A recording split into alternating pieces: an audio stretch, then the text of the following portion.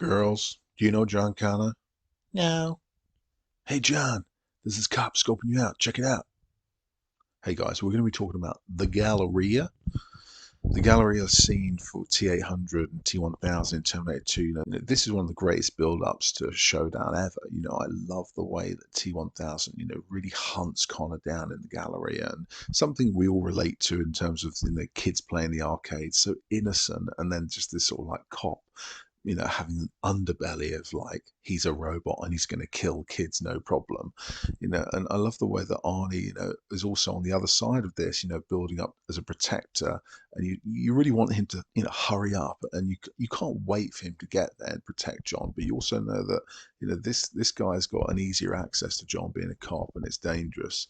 And the way Cameron has shot the scene through the Galleria, literally taking you on a journey from entrance through to the arcade, past all the little shops and everything. It's that sort of like story arc of building up the character to this sort of confrontation, and where John comes into this sort of, funnel essentially, which is the corridor, and where Arnie comes in to meet the T1000. Absolutely incredible. And bearing in mind, up until this point, there's been very little dialogue. It's just that sort of hum, drum, drone music in the background, where it's just constantly pacing forward, and you're just thinking, what is going to happen? And I love that. Cameron's a genius for that. He did that with Aliens as well. It's a big tactic of his. He likes less is more always with dialogue, and more action, which is brilliant. And the fact that the T800's got the rose box is just a comical touch, which works really well. And that poor dude in the corridor, well, we all know what happens to him in the crossfire. But again, back to sort of a Cameron technique of slowing down the pace here. So as we come to the confrontation, he slows it down with Arnie meeting, T8, T1000 in the corridor, and thinking, well, okay, what are we slowing down for? What's the moment? And as John comes around the corner, T1000 reveals himself, and you're thinking, this is such close proximity for these two to be together. If it wasn't for the shotgun, if it wasn't for T1000 having that sort of rapid fire automatic, there'd just be the physicalities, and really the T800 would be the lesser advantage. So it's fantastic that Arnie's got the shotgun to really push him back, and I love that. And this crossfire with the dude in the middle, well, he's just cannon fodder. And the way Cameron's inserted him as like a, hey, you can't go back here, you haven't got a pass. It's that kind of sort of like innocent vibe, which works really well. And it's just like, well, that guy's dead, isn't he? Poor dude.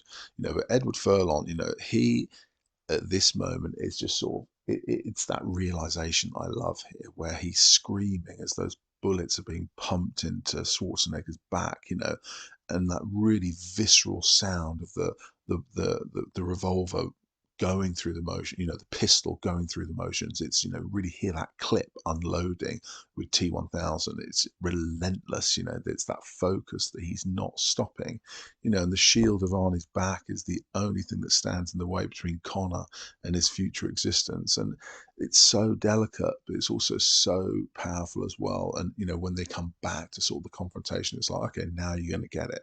Now you're just going to get pure shotgun. And we sort of realize as the audience, it's like, oh, you can't stop this damn thing. It's just a blob of rubbish, basically, that just keeps coming back. And, Cameron teaching you, this is how it's going to roll now for the rest of the film. This guy is not going to stop. He's just going to heal himself and come back. And the little tussle between T800 and T1000 here, it's short-lived, but again, it's powerful enough for you to say, okay, Arnie's got vulnerabilities here. He can slam him into the wall, but there's not much he can do beyond that, really. And he was kind of lucky to sort of get out of this, where he left him on the floor to pursue John, and thank goodness, really, because T800 could have continued the abuse here. I love that little shot of, where he's looking to the silver head. It's almost like annoyance, that's a nice little touch by Cameron. It's like, no, that's a fake robot. I'm a real robot. I love it. And although they're comical moments, they're sort of like got that serious nature to them as well. So they're just the right balance of comedy and integrity as well. It works really well. And as he chases him down the scene into the exit, well, the sound of that bike is sort of, it's something that you remember from Terminator 2 as John Connor's, squeaky me, me. Again, it's that relentlessness of the sort of like the pistol. It's like a non-stop ferocious chase It's never ending. Connor will never take his hand off the accelerator. He will never let go because the T1000 will never let go. And, Cameron brings that feeling of, the chase, and the running obviously has the same feeling as well of like, does this guy never stop running like that? He is a machine. Yes, because he is a machine.